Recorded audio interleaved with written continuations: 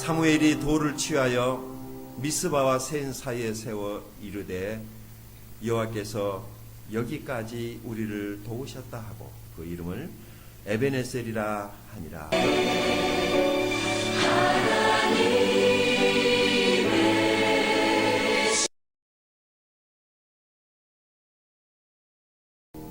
모든 만물을 창조하시고 주관하시는 하나님 아버지, 지난 한 주간도 저희 교회와 저희 성도님들 지켜주신 것 감사합니다.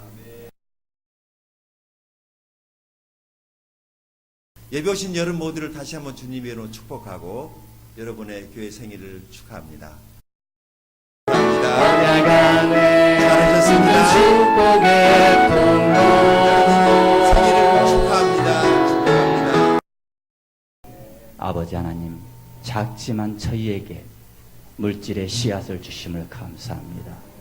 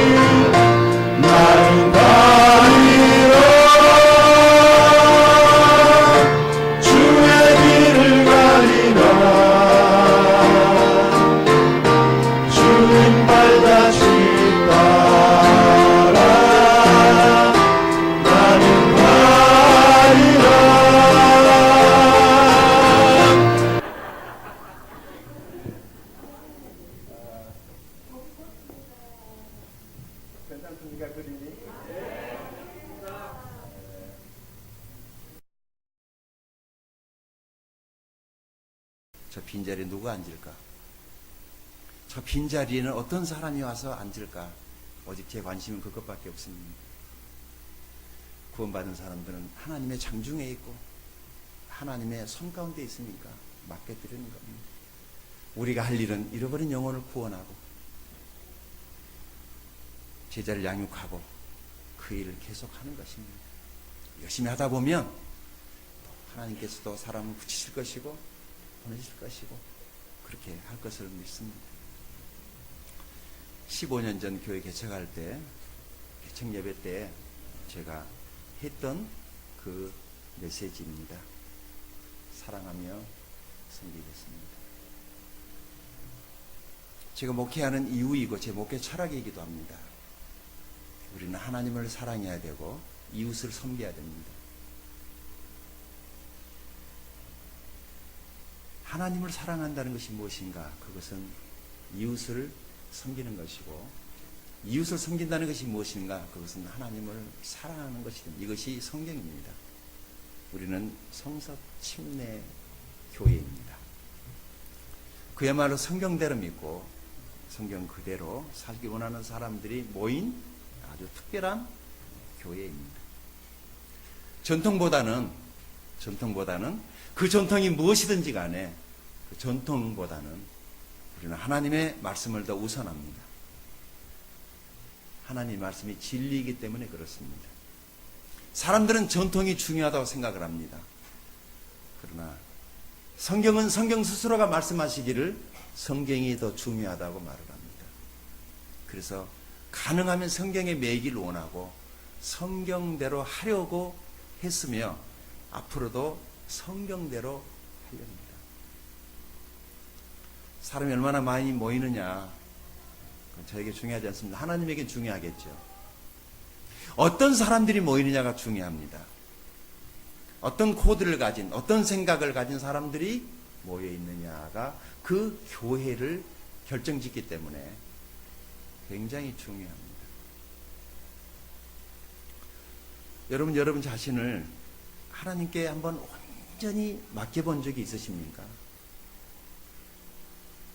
여러분 자신을, 미래를, 가정을, 사업을, 자녀를 정말 그분께 한번 온전히 맡기고 의탁해 본 적이 있는가?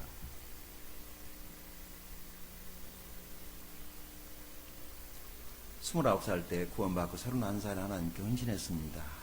내 생애를 하나님께 송두리째로 다 내어드렸습니다. 내어드렸단 말도 틀린 말인 것 같습니다. 대단한 사람처럼 보이기 때문에 그 말을 안 새겼습니다.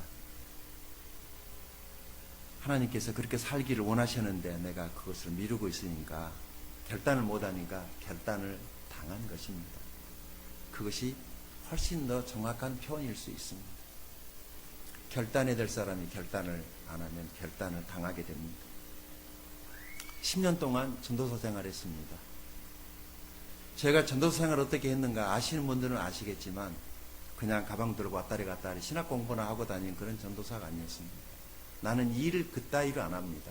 안 하면 안 했지, 하면은 저는 목숨을 걸고 합니다. 41살 때 목사 안수 받았습니다. 목사 안수 받고 나니까 갑자기 내 안에 하나님께 대한 어떤 믿음이 생겼습니다. 여러분에도 그런 것이 경험되어지기를 바랍니다. 우리는 흔히 그것을 가리켜서 기름 부음이라고 말을 합니다.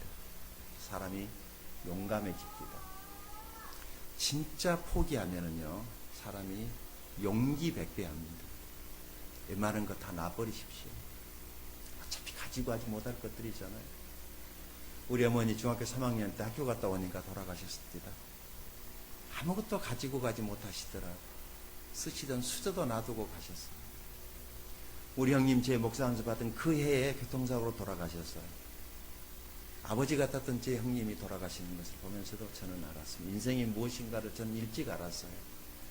인생은 어차피 빈손으로 왔다 빈손으로 가는 것이라는 것, 저는 일찍 하나님께서 알게 하셨습니다. 말씀을 읽고 계속 말씀을 읽고 생각했어요. 그런데 말씀을 읽으면 이 전하고는 하나님의 말씀이 다르게 내 마음속에 감동을 오는 거예요. 목사 안수를 받고 나니까. 전도사 때는 담임 목사가 시키는 일만 잘하면 돼요. 잘날 필요도 없고 똑똑할 필요도 없고 머리 굴릴 필요도 없어요. 종은 주인이 시키는 일만 잘하면 돼요. 나는 전도사였기 때문에 목사님이 뭘 시키든지 그냥 예 하고 했습니다. 지금 생각하니까 그것이 다 하나님의 은혜였던 것 같아요. 어느 날 내 마음속에 하나님을 한번 경험해보고 싶은 그런 불길한 생각이 들었습니다.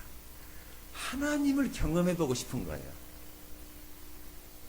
나를 구원하신 그 하나님 정말 살아계신다면 그냥 관념적으로 아마 그럴 거야가 아니라 정말 생생하게 하나님을 한번 경험해보고 싶었어요. 성경에 나오는 이야기가 그냥 이야기가 아니라 진짜 사실이라는 것을 내가 몸으로 한번 경험해보고 싶었어요. 누구나 다 그런 생각을 하는 것은 아니라고 생각을 합니다. 내가 목사 안수를 받았으니까, 주의 종이니까 하나님 길을 가겠다라고 모든 것을 다 바치고 10년 동안 따라오면서 목회 훈련 받으면서 믿음의 훈련을 받았기 때문에 한번 그 길을 가보고 싶은 생각이 들었습니다. 10년을 사는 동안에 하나님께서 우리 가정에 쓸 것 필요를 채우시는 걸 보면서 저는 한 가지 알았습니다. 하나님은 절대로 사람을 굶겨 죽이지 않으십니다. 하나님은 우리 필요를 채우시는 하나님이라는 것을 저는 경험했습니다. 10년 동안. 그래서 우리 집 계산을 하면은 늘 수입하고 지출을 계산을 하면은 언제나 맞지를 않습니다. 집골랑지만큼 가지고 와서 나가는 돈이 하도 많으니까 그 계산하면은 머리 터질 것 같아서 아예 가계부 쓰지 않기로 했습니다. 매일매일 하나님 주신 은혜로 살자. 그리고 지난 10년 동안 하나님께서 제 가정의 삶의 필요를 채우시는 것을 경험하고 나니까 이제 더 큰 하나님을 경험하고 싶은 그런 생각이 들었던 것이죠. 그러던 어느 날 본문 말씀이 내게 큰 감동으로 다가왔는데 우리 모두 잘 일어나셔서 오늘 함께 하나님의 말씀을 받도록 합니다. 모두 잘 일어나셔서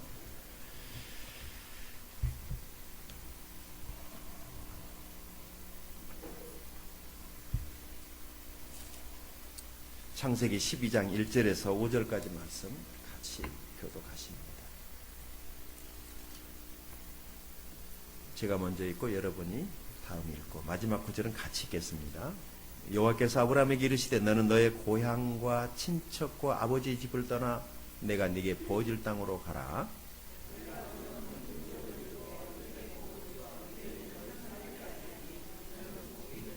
너를 축복하는 자에게는 내가 복을 내리고 너를 저주하는 자에게는 내가 저주하리니 땅의 모든 족속이 너로 말미암아 복을 얻을 것이라 하신지라.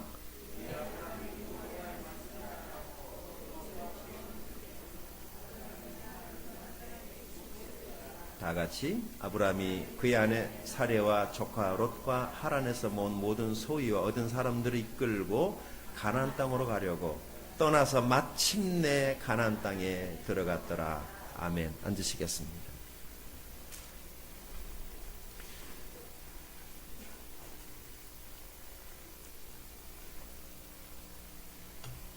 어젯밤에 늦게까지 설교 준비를 끝내놓고 잠을 이룰 수가 없었습니다. 흥분이 돼서 잠을 이룰 수가 없었습니다.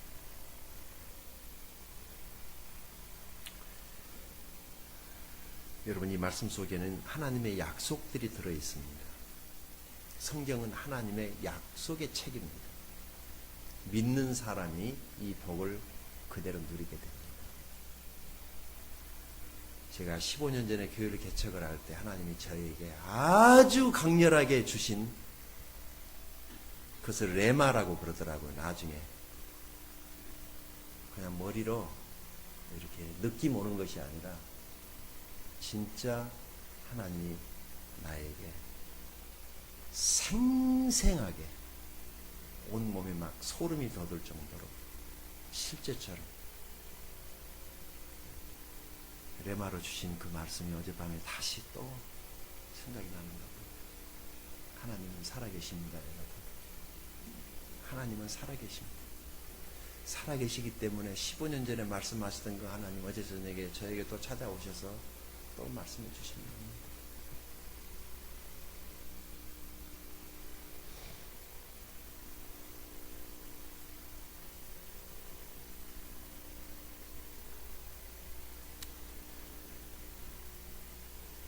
하나님께서 저에게 그렇게 말씀하시는 것 같았어요.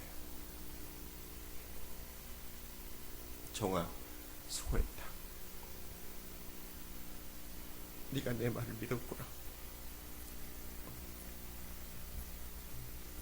그래서 하나님께서 내가 기쁘다. 네가 내 말을 믿어서 내가 기쁘다. 네가 내 말을 믿어줘서 내가 기쁘다.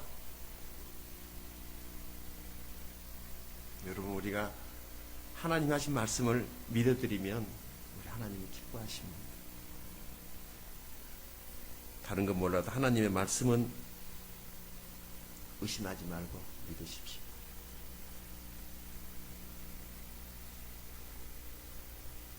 제가 하나님 어떻게 제가 이 말씀이 믿어졌는지 저도 기쁘네요.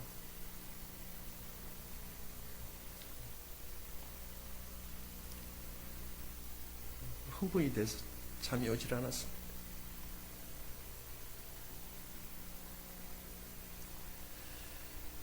나는 하나님께서 내게 말씀하신 그대로 본토 친척 아비집을 떠나서 어디론가 가기 위해서 살던 집 다 팔아 정리하고 우리 처가에다가 살림 올려놓고 하나님 이제 어디로든지 저를 보내신다면 가겠습니다. 집 팔아버렸으니까 이제 가면 되잖아요. 그래서 저는 이렇게 기도했어요. 가능하면 멀리, 목포로부터 가능하면 멀리 보내주십시오. 외국이면 더 좋겠습니다. 그런데 길이 열리질 않습니다. 구름이 움직여야지 가죠. 구름이 움직이질 않습니다.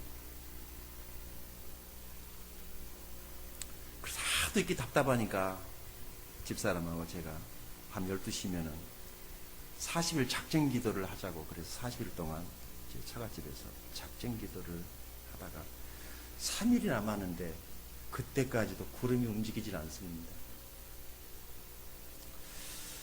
지금 정도쯤이면 뭔가 좀 사인이 와야지 되는데, 그래서 뭔가 아직은 때가 아닌가 보다라, 이가 좀 머물러 좀 있어야 되는가 보다라고 그렇게 생각을 했죠. 그때 우리 목포와 하당이 막 새로 이제 도시가 지어질 때였고, 우리 교회 건물은 하당에 상당히 큰 건물로 철골 작업을 해서 올라가고 있을 때였어요. 우리 친구가 건설회사를 하면서 이 건물을 지을 때 제가 다니면서 보면 하당에 큰 건물이 별로 없을 때였으니까 이 건물이 외벽 공사를 하지 않고 철골로 4층 올라가고 있을 때 저는 이 건물을 보면서 무섭다라는 생각이 들었습니다. 하도 크니까. 누가 저기 들어가서 사무실을 하려는지 모르겠지만은 목포에 저렇게 큰 건물이 자꾸자꾸 하당에 세워지게 되면 누가 저런 건물에 들어가서 그런 건물을 사용을 할까 생각을 하고, 당최 저하고는 아무 상관도 없는 일이었고, 어쩐 때는 보니까 건물이 지어지고 앞에가 큰 프랭카드가 붙어가지고 사무실 임대라고 써져 있더라고요. 그때만 하더라도 우리가 지나가면서 이 건물이 우리랑 이런 상관이 있게 될 줄 생각도 못했습니다. 여러분, 여러분의 미래는 하나님 손에 달려 있음을 믿으십시오. 1500cc밖에 안 되는 이 내 뇌 안에 제한받지 마시고 하나님은 훨씬 더 크신 분이십니다. 인생이 내 계획대로 되는 것이 아니라 하나님의 계획대로 됩니다. 마음을 좀 넓게 여십시오. 닫아놓지 마십시오. 거기다가 묶어놓지 마십시오.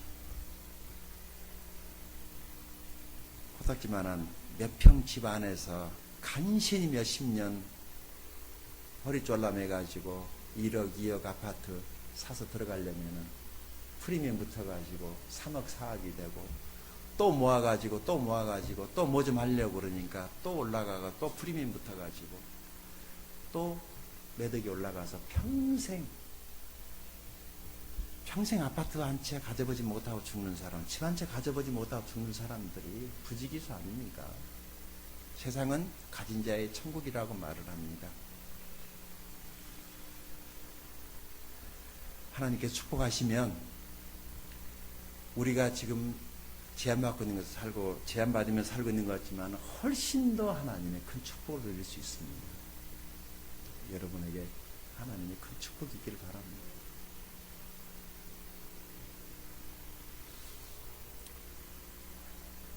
제가 이곳에 친구를 통해서 이곳에 왔는데, 이곳은 하나님이 나에게 보여주신 땅이었습니다. 가나안 땅. 하나님이 보여주신 땅으로 가야 합니다. 그 땅을 가나안 땅이라고 그럽니다. 하나님이 보여주신 일을 하십시오. 그것이 가나안입니다. 하나님이 보여주신 사람하고 결혼하십시오. 그게 축복이 될 것입니다. 하나님이 보여주신 사람하고 만나십시오. 하나님이 보여주신 사람하고 인생을 동행하십시오. 그러면은 평생 동안 복을 누릴 수가 있습니다. 나는 이곳에 그냥 온 것이 아니라 왜 친구를 그때 알게 하셨을까? 하나님의 섭리였죠. 그러니까 친구를 통해서 이곳을 보여준 거예요. 그래서 이곳에 왔습니다. 저에게 있어서 이곳은 약속의 땅이고 아브라함이 들어갔던 가나안 땅입니다. 아브라함처럼 하나님의 말씀 하나 믿고 순종해서 우리 가족은 이곳에 왔습니다. 그리고 지난 15년 동안 하나님께로부터 받은 복을 이루다 헤아릴 수가 없습니다. 너무도 많이 받았기 때문에. 그런데 왜 하나님이 나에게 복을 주셨을까? 배도 드리고 자랑하고 살라고 준 게 아니라 목사이니까 하나님의 종이니까 너를 바라보는 다른 사람들도 그렇게 된다는 것을 하나님이 나를 통해서 다른 사람들에게 보여주고 있는 것입니다.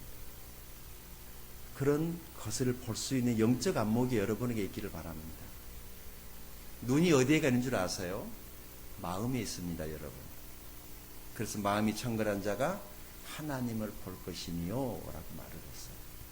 우리 주님이 말씀하신 말씀이 진리입니다. 마음이 청결한 자, 마음이 뒤틀리고 꼬이면은 안 보입니다. 하나님이 안 보입니다. 그러면 땅에서 버벅거리고 살아야 됩니다. 눈에 보이는 것이 다라고 생각하는 거예요. 마음을 바로 해야 됩니다. 마음이 꼬이거나 마음이 뒤틀리면은 이상하게 앞에 있는 것도 안 보여요. 마음이 중요합니다, 여러분. 마음이 청결한 자가 하나님을 볼 것이. 마음이 중요합니다. 성령으로 채우시고 하나님 앞에 연락된 마음으로 말씀을 보시면 하나님 말씀 안에 내가 가야 할 길이 보입니다. 가서는 안 될 길도 보입니다. 저를 보지 마시고 저와 함께 하신 하나님의 은혜를 여러분들이 볼 수 있기 바랍니다. 아, 정말 하나님 살아계시구나. 여러분이 볼 때 고목사가 복받은 것 같습니까? 여러분이 볼 때, 내가 말하기 전에 여러분이 볼 때 제가 복받은 것 같습니까? 몇 가지 자랑 아닌 자랑을 좀 해야 되겠습니다. 그리고 저의 이 자랑이 여러분의 자랑이 되기 바랍니다. 여러분도 그런 자랑을 할 수 있기 바랍니다. 첫 번째, 나는 영적인 복을 받았습니다. 목사에게 영적인 복이라는 것은 하나님의 말씀을 전하는 것입니다. 지난 15년 동안 한 번도 주일을 빼먹은 적이 없습니다. 예배를 쉰 적이 없습니다. 목사가 예배를 쉬면 어떻게 되겠습니까? 한 번도 아프지 않았습니다. 설교하라고. 선교지에 가서도 심지어 수요일 밤에도 저는 한 번도 쉬어본 적이 없습니다. 하나님의 말씀을 전해야 될 때 사정이 있어가지고 몸이 아파서 하나님의 말씀을 전하지 못한 적은 한 번도 없었습니다. 그게 복 아닙니까? 이 핑계 저 핑계에 대해서 없는 핑계도 만들어가지고 예배 빠지려고 튀려고 한 번이라도 예배 안 오려고 몸부림치는 사람들이 많은 이때에 나는 하나님께 붙잡힌 사람입니다. 예배를 쉬고 싶어도 쉴 수도 없고, 어떤 사람은 교회 싫으면 떠난다라고 그럽니다. 나는 교회를 떠날 수가 없습니다.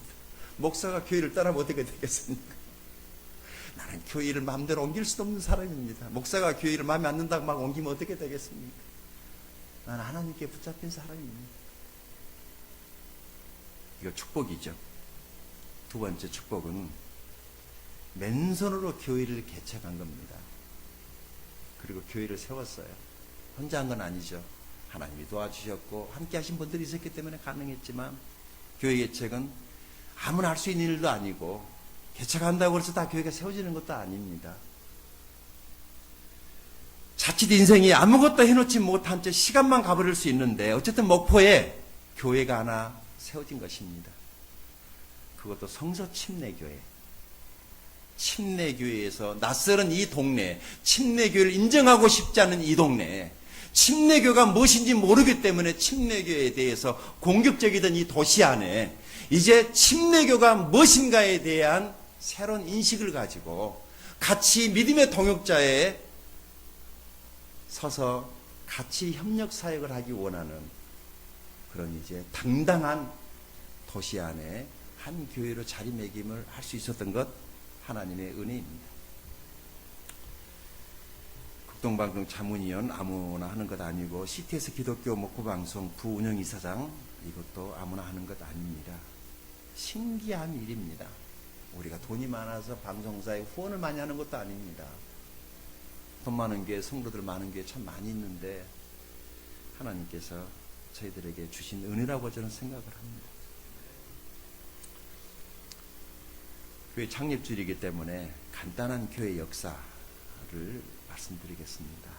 IMF가 한창이던 지난 98년 정확하게 15년 전 오늘 지금의 우리 교회 4층 식당 바닥에 은박 매트 깔아놓고 선풍기 몇 대 켜놓고 밤에 모기 달겨들죠.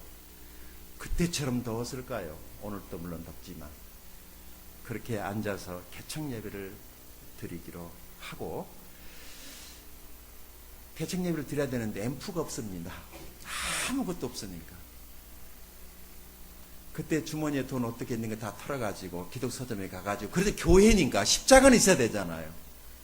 그래서 지금 우리 교회당 뒤에 붙어있는 저 십자가 하나 사다 걸쳐놓고 예배를 드립니다. 기가 막히고 코가 막힙니다. 어떻게 해야 될까? 아는 형제에게 부탁을 해가지고 앰프 하나 외상으로 일단 갖다 놓고, 하나님 어떻게 하시겠지? 그리고 앰프 물어봤더니 120만 원 달라고 그러더라고. 한 200만 원 받는데, 목사님 120만 원 원가로 제가 해드릴게요. 그래서 고맙다야. 돈 나중에 줄게. 일단 설치해라. 그리고 그날 개척 창립 예배를 드렸죠. 나중에 비디오로 보여줄게요. 10년 동안 조력했던 모교회 성도들이 와서 참석을 하고 교회 이름으로 100만 원 헌금을 했습니다. 그것이 전부였습니다. 그래도 감사했어요. 눈물 나게 감사했습니다. 10년 동안 조력을 했는데 그 교회에서 100만 원 와서 헌금해주고 갔어요. 그때 아마 어금니를 너무 꽉 물어가지고 제 어금니가 날아갔던 것 같아요. 차라리 아무것도 없으니까 하나님께 대한 오기가 생기더라고요. 몇 푼 보내주고 생색내는 것보다 좋다. 죽기밖에 더 아꼈느냐.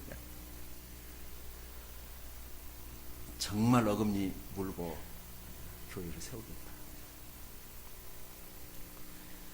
그 다음날 한 형제가, 우리 교회 형제가 아닌데 어떤 한 형제가 신문 이제 뭘 뭉칠 하나 싸가지고 왔어요. 나한테 건네주면서 뭐냐 그랬더니, 목사님 이거 제가 헌금할게요 라면서 신문 뭉치를 건네줍니다. 어제 목사님 예배하실 때 목사님 무소유주의자라고 하는 그 말에 자기가 감동을 받아서, 사실은 자기도 무소유주의로 살고 싶대.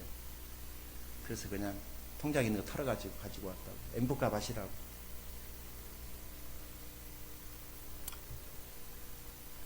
그래서 신문 그대로 그냥 뭉치 받아가지고 엠부 시선 형제에게 건네주려다가 그래도 돈을 세워서 줘야 되겠다 싶어가지고 돈을 세하려 보니까 150만 원 들어있더라고. 앰프 값은 120만 원이었는데 그냥 줬으면 30만 원 더 갈 뻔했는데, 앰프 값 지불하고 남은 데 30만 원이었어요. 300만 원, 아니 3천만 원 같더라고. 이것이 우리 교회의 첫 번째 헌금이었습니다. 그에게 헌금. 잊어버릴 수가 없습니다. 여러분, 지금도 여러분이 꼭 우리 교회가 아니더라도 하나님의 교회의 필요 때문에 150만 원을 오늘 오후에 은행에 가서 빼가지고 갖다 헌금할 수 있는 그런 사람이 있다면 하나님의 나라가 아주 희망이 있습니다.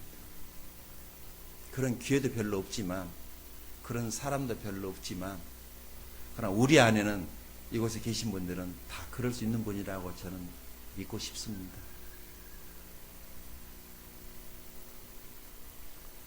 분명히 있을 것입니다.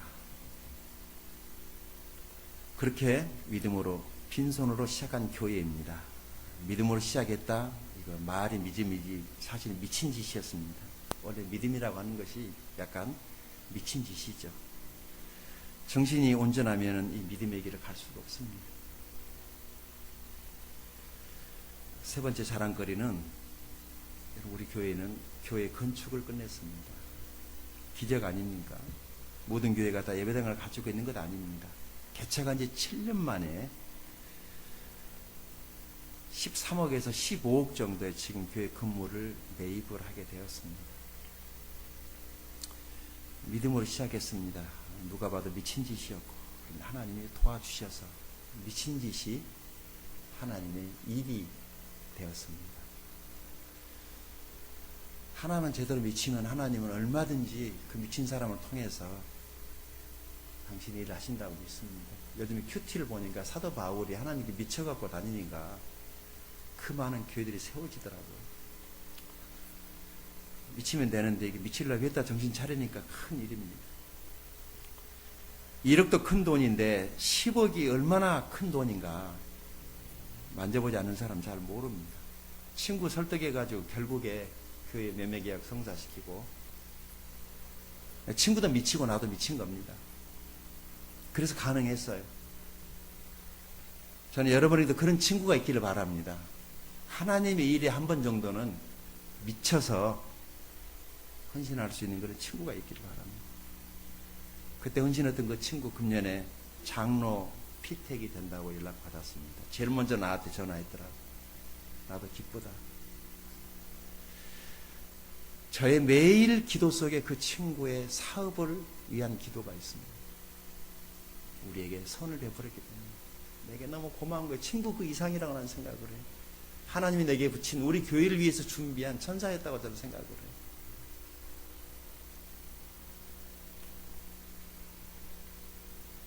그렇게 예배당 등기이전 마치고 몽골 선교 갔다 와가지고 9월부터 또 예배당 리모델링 공사를 시작을 합니다.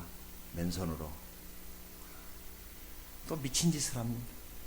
3개월 만에 1억 5천 들여서 주차장에서부터 옥상에 십자가 탑까지 걸쳐 세우니까 한 1억 5천 정도 들더라고요. 어떻게 했는가 모르겠어요. 하나님이 도와주셔서 했습니다.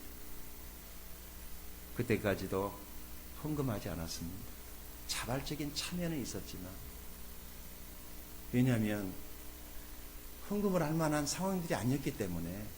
입 아프게 왜 그런 소리 합니까? 나는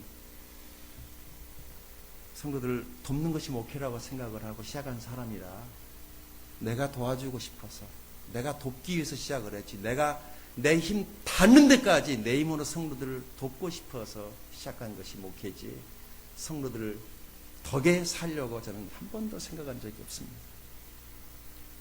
몸 상한데 그럼 밖에 나가서 사업을 하거나 일해서 살면 되잖아요. 저는 기술도 많아요. 목회는 그것이 아니라고 저는 생각을 했습니다.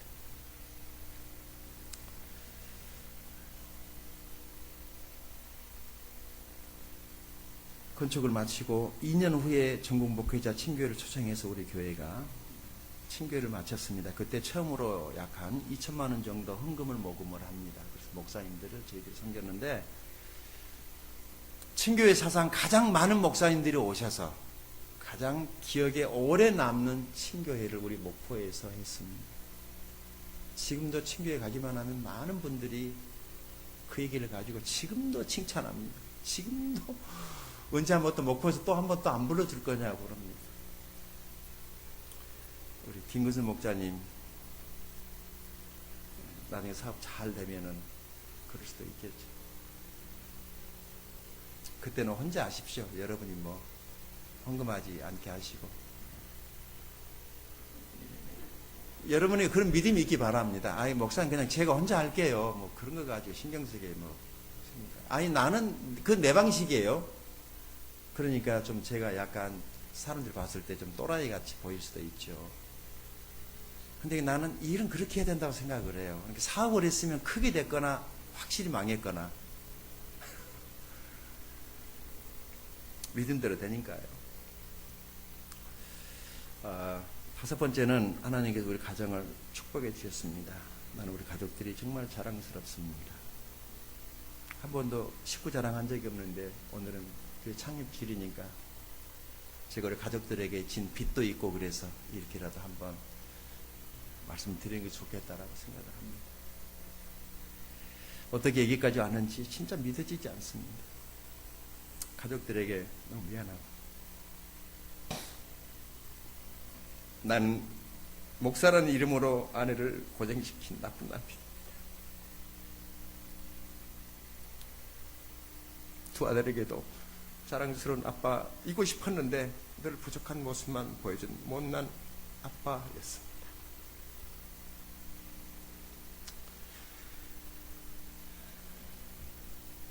교회 개척하고 얼마 안 돼서 사모와 나는 신용불량자가 됐습니다. 성도가 얼마 없으니까, 헌금이 없으니까 생활비를 카드로 충당한 겁니다. 우리는 10년 이상 경제활동에 제약을 받아야만 했습니다. 작년에 겨우 3호 신용불량에서 해제됐습니다. 지금도 내 통장은 자동차 세금 250만 원 밀려 있어가지고 압류돼가지고 있어요. 통장에 돈 넣어줄 필요도 없지만 약간 불편하지만 부끄럽지는 않습니다. 주님 때문에 고난받을 수 있다는 것 내게 특권이라고 생각합니다. 저는 한 번도 창피하다고 생각해 본 적이 없습니다. 죽기도 하는데 은행에 가면 지금도 주눅이 듭니다. 괜히 전화가 오면 가슴이 움찔해집니다.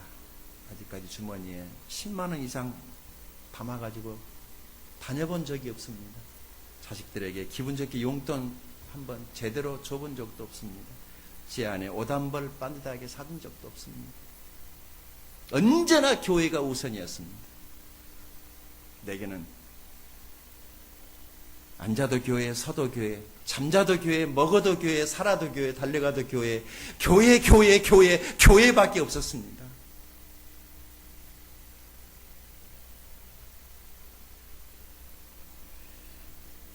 여섯 번째 사랑은 여러분입니다. 여러분을 만난 것이 저에게는 정말 자랑입니다. 부족한 사람, 하나님이 세우신 목자라고 따라온 거 보면서 정말 하나님께 감사합니다. 아마도 저를 보고 따라온 것이 아니라 제 뒤에 계시는 하나님을 보고 따라온다고 저는 그렇게 믿습니다. 얼마나 믿음이 좋은 분들인지, 이렇게 자랑할 것도 없는 사람을 목자라고 여기고 따라오고 있는 여러분이 저는 정말 고맙고 자랑스럽습니다. 감사합니다. 일곱 번째 자랑, 우리 교회 선교하는 교회입니다. 이것 우리 교회 정말 자랑거리입니다. 교회 개척하고 나서 선교를 위해서 내가 직접 발로 다니면서 밟으면서 복음 전했던 나라가 필리핀, 중국, 몽골, 영국, 아프리카, 가나, 호주 등등등. 몽골만 하더라도 1년이면 얼마나 많은 물질을 보내고 있는지. 그 밖에도 매월 극동방송 CT에서 신학교 유지되는 해외 선교사들에게 꼬박꼬박 선교비를 보냅니다. 내가 부대끼는 것은 부대끼는 것이지만 선교는 계속하고 있습니다. 이거 우리 교회의 자랑거리입니다. 매년 우리 교회에 가장 많은 재정이 지출되는 부분이 선교비입니다. 지금도 돈만 있으면 더 보내고 싶은 것이 바로 선교입니다. 선교하다가 가난한 것은 가난한 것이 아니라고 저는 생각합니다. 아무것도 안 하고 쓸데없는 짓거리 하다가 지위에 살다 가난하면은 망하면 가난한 것이지만 주님 위해서 살다가 주님의 나라를 위해서 헌신하면서 가난한 것은 그것은 가난한 것이 아니라고 생각합니다. 바울이 가난했나요? 가난한 사람 아니었습니다. 예수님은 당신이 입고 있는 옷 전부였지만 그분이 가난하셨나요? 사람들은 많이 가지면 부자라고 그러는데 성경이 말하는 부자는 줄 수 있는 사람을 부자라고 그럽니다. 줄 수 있다면 당신이 부자입니다. 우리 교회 재정은 한마디로 말하면 언제나 하나님의 기적입니다. 이 정도 숫자가 이 큰 덩치를 이전보다 더 적을 때에도 굴리고 하고 기적 아닙니까? 하나님이 우리와 함께 하시는 것입니다. 믿으십시오. 로마서 8장 17절 18절에 자녀이면 또한 후사 곧 하나님의 후사여 그리스도와 함께한 후사니 우리가 그와 함께 영광을 받기 위하여 고난도 함께 받아야 될 것이라. 생각건대 현재의 고난은 장차 우리에게 나타날 영광과 좋게 비교할 수 없도다라는 말씀이 있습니다. 골이 깊으면 산이 높다는 말이 있습니다.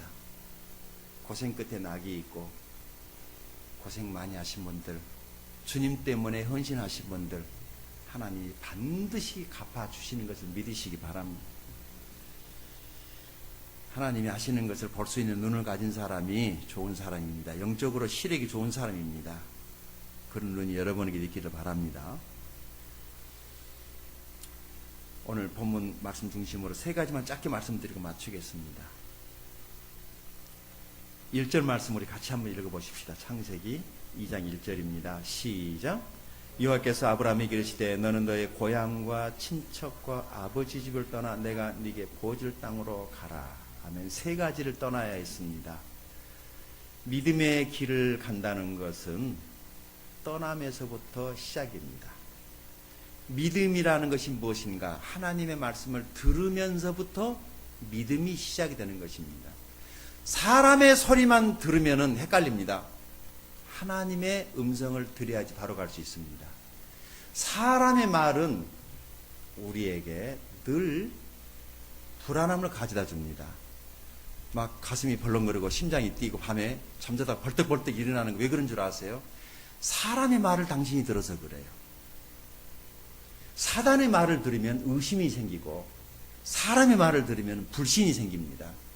하나님의 말씀을 들으면 믿음이 생깁니다. 듣는 것이 중요합니다. 사람의 말을 맨날 이것 하면 잘 된다, 저것 하면 잘 된다. 귀가 당나귀 귀 돼가지고 팔랑거리고 그러니까 이것도 해보고 저것도 해보고 안 돼요. 사람 말을 들어서 그래요. 하나님 말을 들으십시오. 하나님께 집중하십시오. 믿음은 하나님의 말씀을 들으면서부터 믿음이 시작되는 거예요. 아브라함이 이전에 하나님의 말씀을 들은 적이 없었어요. 아버지 곁에서 우상단지 만들어서 파는 일하다가 어느 날 그 아브라함에게 하나님의 음성이 들려왔어요. 무슨 음성이었어요? 떠나라는 거예요. 이 말했더니 어떤 분이 아하, 떠나는 거구나. 믿음의 여정을 떠나라는 것이지. 떠날 때는 하나님의 음성을 듣고 떠나십시오. 성경에 아브라함만 하나님의 음성을 듣고 떠나서 복을 받았고 그냥 떠난 사람들은 쪽박 찬 사람들이 몇 사람 있어요. 그냥 떠났다가 구약의 대표적인 사람이 룻기서에 나오는 나오미입니다. 남편 따라서 가난한 사람도 아니었더라고 보니까 더 많이 벌고 싶은 욕망 때문에 더 많이 가지고 싶고 더 잘나 보이고 싶어서 남의 나라에 가서 떵떵거리고 살고 싶어서 이방 나라에 갔다가 남편 잃어버리고 두 아들 잃어버리고 알거지 돼가지고 이방에서 얻은 며느리 하나 데리고 베들레헴 고향으로 돌아오는 그냥 떠났어요. 약속도 없이 떠났어요. 막연한 기대를 가지고 떠난 거예요. 잘 살기 위해서 떠난 거예요. 그런데 예상이 빗나간 겁니다. 하나님의 말씀을 듣고 떠나십시오. 만약에 떠나야 한다면. 이것이 믿음의 길입니다. 믿음은 언제부터냐면 하나님의 음성을 들을 때부터예요. 교회를 다닐 때부터가 아니라 믿음은 하나님의 음성을 들을 때부터. 아브라함이 하나님의 음성을 들었어요. 세 가지를 떠나라고 그랬네요. 뭐죠? 첫째, 너의 고향. 두 번째, 친척. 세 번째, 아버지의 집. 이 세 가지의 공통점이 있는데 뭐냐면은 세 가지 다 우리가 잘 못 떠나는 거예요. 두 번째는 이 세 가지가 우리를 꽉 붙잡고 있는 익숙한 것들이에요. 그러니까 떠나면은 떠날 수 있을 것 같은데 평생 못 떠납니다. 이 세 가지를 떠나라는 거예요. 너의 고향, 친척, 아비 집을 떠나라는 거예요. 그리고 어디로 가라고 그랬습니까? 어디로 가라고? 내가 너에게 보여줄 땅으로 가라는 거예요. 이게 중요합니다. 하나님이 보여주신 곳으로 가세요. 손바닥에 침튀게 가지고 탁 때려서 침 튀는 곳으로 가지 마시고 하나님이 보여주시는 곳으로 가세요. 우리 목포는 젓갈을 참 좋아하는 도시죠. 아주 젓갈은 어쩔수록 맛이 더 좋습니까? 확 사갈수록 좋습니다. 신앙도 그런다고 생각합니다. 확 사가야 됩니다. 감도 땡감은 익지도 않은 감 따면은 가지 부러지고 그 감 먹지도 못합니다. 감은 익어야지 좋습니다. 건들면은 툭 떨어집니다. 입에 들어가면 막 꿀 같지 않습니까? 어떤 사람 땡감 같은 사람이 있어요. 안 떨어지는데 막 강제로 막 그냥 그 나무 가지 부러집니다. 막 인생이 부러지고 막 집이 엎어지고. 인생 억지로 살지 마세요. 순리도 따라가면 돼요. 가만히 있으면 감이 익지 않아요. 가을 되면은, 가을이란 계절이 오면 이미 타임, 하나님의 시간이 되면 하나님의 시간이 돼야지 됩니다. 하나님의 시간이라는 게 있어요. 하나님의 시간이 되면은 힘들이지 않아도 됩니다. 하나님의 시간이 아닌데 감을 따려니까 먹을 수도 없고 가지 벌어집니다. 젓갈처럼 푹 고아지기를 바랍니다. 하나님 드시기에 맛있는 반찬이 돼야 합니다. 썩으려면 어떻게 썩어야 돼요? 아주 푹. 홍어도 어떨수록 좋습니까? 신앙은 익을수록 좋습니다. 하나님이 보여주시는 곳으로 가세요. 그냥 가지 마시고. 두 번째, 2절 3절에 놀라운 약속이 들어있어요. 읽어볼까요? 시작. 내가 너로 큰 민족을 이루고 네게 복을 줘 네 이름을 창대하게 하려니 너는 복이 될지라. 너를 축복하는 자에게 내가 복을 내리고 너를 저주하는 자에게 내가 저주하려니 땅의 모든 족속이 너로 말미암아 복을 얻을 것이라 하신지라. 자, 믿음의 여정을 떠날 때 하나님의 약속을 붙잡고 가시기 바랍니다. 하나님이 약속을 했어요. 아브라함에게. 뭘 약속했습니까? 큰 민족을 이루게 하겠다. 그 다음에 네 이름을 창대하게 하겠다. 세 번째, 네 삶 자체가 복이 되게 하겠다. 너는 다른 사람의 콩고물 얻어먹고 사는 그런 인생이 아니라 네의 삶 자체가 누군가에게 도전이 되고 다른 사람도 너처럼 살고 싶어하는 그런 삶이 되게 할 거야 라고 하는 복을 아브라함에게 주신 것입니다. 맨날 다른 사람 뒤만 따라나도 인생 종치는 사람이 있더라고요. 뭐죠? 지구명에도 볕뜰 날이 있다는 말이 있잖아요. 쨍하고 해뜰 날이 있어야지. 한 번 정도는 다른 사람에게, 참새가 죽을 때 쨍하고 죽는다는데, 그래도 한 번 정도는 다른 사람이 나를 봤을 때, 그래, 나도 저 사람처럼 살고 싶다. 우리 그런 삶을 살아야 되지 않겠습니까? 신앙생활 이쁘게 잘하는 사람이 있더라고요. 그렇게 별로 요란스럽지 않는데 소리 없이 참 이렇게 은혜가 되는 사람들이 있더라고요. 우리 그런 사람이 되기를 바랍니다. 근데 아브라함이 여기까지 와서도 지금 계산하고 있었던 것 같아요. 하나님께서 하나를 더 약속해 줍니다. 3절입니다. 무슨 약속이죠?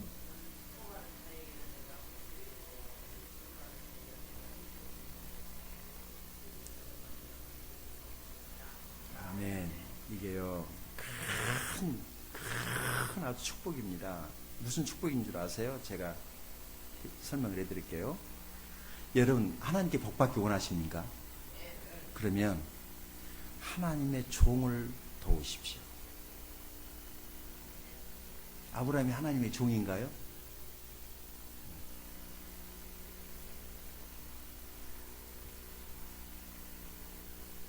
제가 복을 받은 것 같습니까? 제가요, 하나님의 종을 도왔잖아요. 10년 동안이나. 저도 좀 세상에서 그래도 좀 큰소리 치고 제 나름대로는 잘 산다고 이렇게 소리 지르고 살던 사람이었거든요. 예수 만나서 하나님 나 꺾어놓으니까 한국 가고 전도사로 가방 하나 들고 진짜 목사님 옆에서 죽을 힘을 다해서 도왔습니다. 그것이 하나님의 일이라고 믿었기 때문입니다. 하나님의 종을 도우면 하나님이 그 사람 축복하십니다. 약속입니다. 여러분 복받는 비결을 가르쳐 드리는 거예요. 어떤 사람 도와주라고요? 하나님의 종을 도우십시오. 그러면 하나님이 여러분을 축복하십니다. 반대는 뭐가 되겠어요?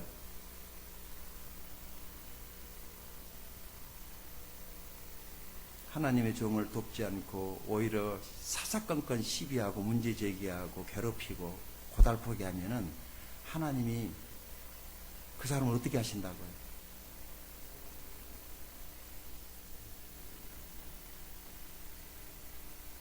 믿으시기 바랍니다.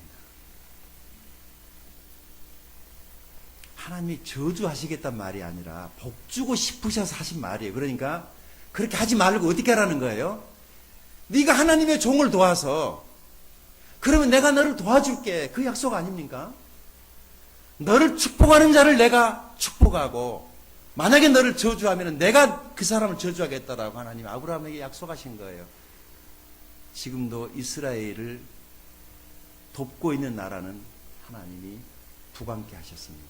그런데 그 이스라엘을 건드리는 나라들은 하나님이 다 없애버렸습니다. 왜냐하면 이스라엘은 하나님이 택한 나라요. 이스라엘은 하나님이 선택한 나라요. 이스라엘은 하나님의 종이기 때문에 그렇습니다. 가장 작은 나라지만 세상에서 아무나 함부로 할 수 없는 나라가 바로 이스라엘 아닙니까? 하나님이 택했기 때문에 그렇습니다. 잘나서가 아니고 똑똑해서가 아니고 그냥 하나님이 택했기 때문에 그런 거예요. 주변을 돌아보십시오. 하나님의 종들을 괴롭히고 교회에서나 사회에서나 윗사람들한테 대들고 덤비고 위아래 모르는 사람들이 잘된 거 본 적이 있습니까? 있다면 기적입니다. 권위를 몰라보고 권위 아래 들어올지 모르고 하나님 그 사람들 사랑하시더라고. 나중에 하나님이 손질해가지고 다 축복해. 지금도 어떤 때는 하나님 저를 다룬다고 생각을 해요. 하나님의 종은 하나님이 직접 다루십니다. 다만 하나님은 우리의 태도를 보십니다. 그 하나님의 종을 대하는 태도. 잘하는 사람한테 잘하는 건 누구라도 하죠. 그러나 시원치 않은 사람한테 하는 건 믿음입니다. 그런데 그런 사람 참 많이 있더라고요. 영 어리버리한 목사님한테 잘 하시는 분들 그 사람이 복 받더라고요. 그런데 막 목사님이랑 맨날 붙어가지고 그런 사람들은 어디를 가도요 찬밥이에요. 복 받는 비결을 여러분에게 말씀드리는 겁니다. 다윗을 보십시오. 다윗은 사울 왕이 그렇게 죽이려고 그럴 때요. 다윗은 하나님이 기름 부음을 분 이스라엘의 왕이라는 사실을 다윗이 알았기 때문에 사울을 그렇게 귀하게 여깁니다. 그래도 자기 사인데 사울은요. 다윗이 자기 사인데도 불구하고 사람들이 다윗을 너무 좋아하니까 그 꼴을 또 못 봐가지고 죽이려고 배가 아파가지고 칼 들고 쫓아옵니다. 다윗이요. 사울 왕이랑 붙으면 다윗이 이깁니다. 다윗은 백전백승을 하거든요. 용사입니다. 지지 않습니다. 그런데 안 붙습니다. 왜냐하면 하나님께서 기름 부은 왕이라고 그렇게 믿었던 거예요. 한 번은요, 다윗이 아둘람 굴에 숨어가지고 있는데 사울이 얼마나 뒤가 급했던지 하필이면 다윗이 숨어있는 그 굴로 돌아가지고 거기서 볼일을 보고 나가는 겁니다. 바로 옆에가 있었어요. 다윗이 자기 왕의 옷자락을 딱 칼로 빼놨다가 사울왕이 점검 가니까 그 옷자락을 들고 사울왕을 부릅니다. 왕이시여, 내가 당신을 죽이려고 했으면 아까도 죽일 수 있었고 전에도 죽일 수도 있었는데 나는 당신을 죽일 수가 없습니다. 당신은 하나님의 기름 부음을 받은 하나님의 종이라서 제발 좀 그만하십시오. 왜 나를 죽이려고 그럽니까? 하나님이 나중에 어떻게 하십니까? 사울을 패하시고 그 자리에 누구를 앉힙니까? 다윗을 앉히지 않습니까? 윗사람을 대하는 태도가 인생의 성공과 실패를 좌우합니다. 하나님의 종들을 여러분들이 귀하게 여기십시오. 그럼 하나님이 여러분을 축복하실 것입니다. 그냥 막 세상이 막 나간다고 해가지고 교회까지 와가지고 막 나가려는 막 사람들이 있더라고요. 그러면 안 됩니다. 목숨이 몇 개인 줄 알아? 나 그런 사람 보면 무서워 죽겠어. 우리 하나님은 공의 하나님이시고 질서의 하나님이십니다. 하나님의 일에는 절대 계산하거나 머리 굴리지 마십시오. 나중에 크게 걸립니다. 그러다 걸리면 어떡하려고 그러는 겁도 없이 나중에 크게 걸리면 큰일 납니다. 적을 때 봐준다고 그냥 넘어가지 마십시오. 진짜 결정적일 때 걸리면 큰일 납니다. 그때 혼나지 마시고 평소에 잘하실 수 있기 바랍니다. 사람한테 잘 볼 필요 없죠. 그런 사람 보면 겁나 죽겠어. 무서워 죽겠어. 말씀을 마무리하겠습니다. 4절입니다. 읽어보십시다. 시작. 이에 아브라함이 여호와의 말씀을 따라갔고 롯도 그와 함께 갔으며 아브라함이 하란을 떠날 때 75세였더라. 아브라함이 누구를 따라갔어요? 여호와의 말씀을 따라갔습니다. 5절이 중요합니다. 시작. 아브라함이 그 안에 사레와 조카 롯과 하란에서 모은 모든 소유와 얻은 사람들이 이끌고 가나안 땅에 가려고 떠나서 마침내, 이게 중요합니다. 마침내 어디에 들어갔어요? 기도하겠습니다.